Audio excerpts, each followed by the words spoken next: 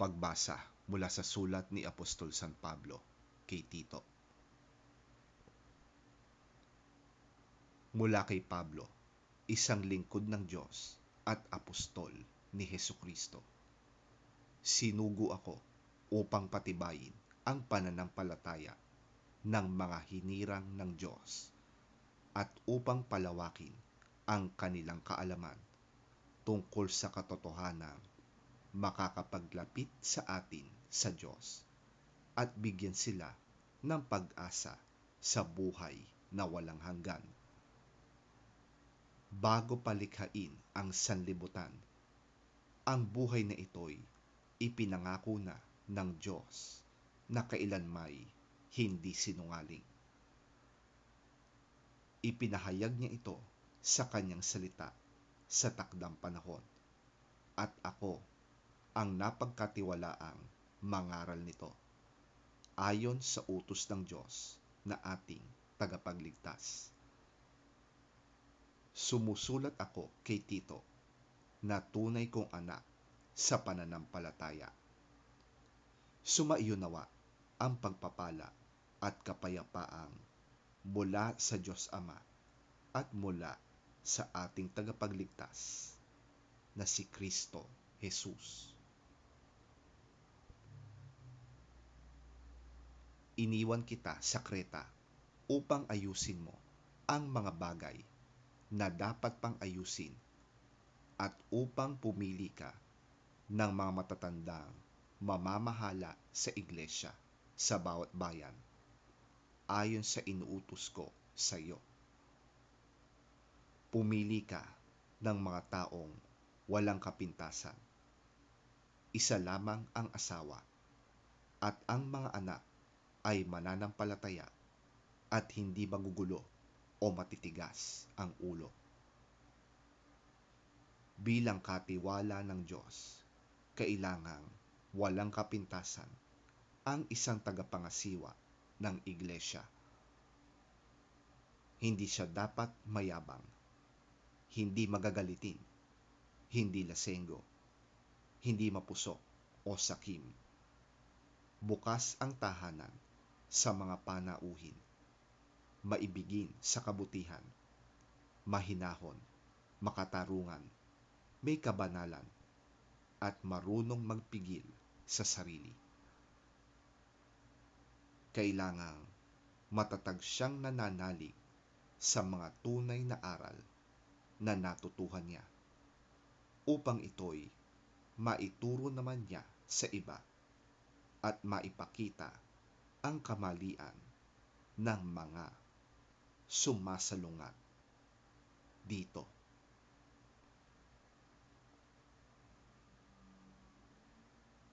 Ang salita ng Diyos. Salamat sa Diyos.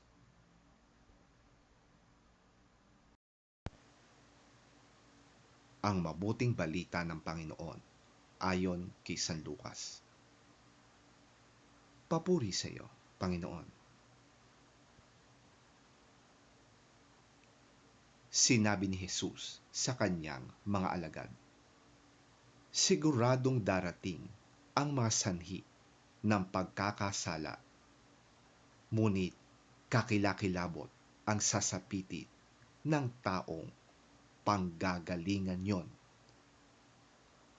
Mabuti pa sa kanya ang bitinan sa leeg ng isang gilingang bato at itapon sa dagat, kaysa maging sanhi ng pagkakasala ng sinuman sa mga maliliit na ito. Kaya't mag-ingat kayo. Kung magkasala sa iyo ang kapatid mo, pagsabihan mo. At kung siya'y magsisi, patawarin mo. Kung 7 ulit siyang magkasala sa iyo sa maghapon, at 7 ulit ding lumapit sa iyo at sabihin niyang, nagsisisi ako, kailangang patawarin mo siya. Sinabi ng mga apostol sa Panginoon, dagdagan po ninyo ang aming pananampalataya. Tumugon ang Panginoon.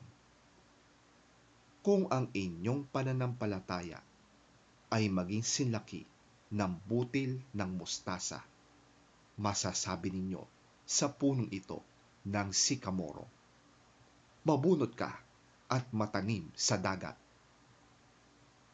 at susundin kayo nito.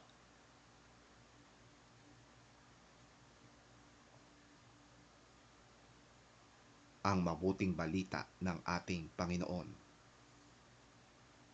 Pinupuri ka namin, Panginoong Hesukristo.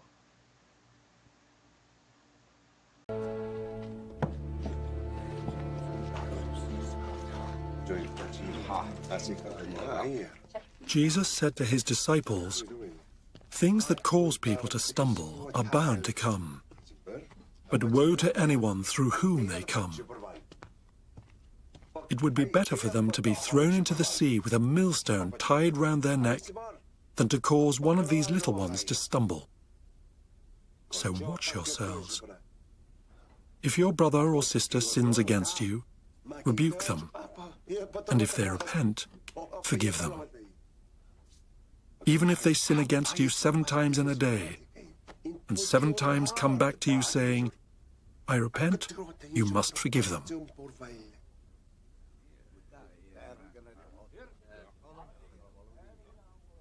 The apostles said to the Lord, "Increase our faith." He replied, "If you have faith as small as a mustard seed, you can say to this mulberry tree, 'Be uprooted and planted in the sea,' and it will obey you.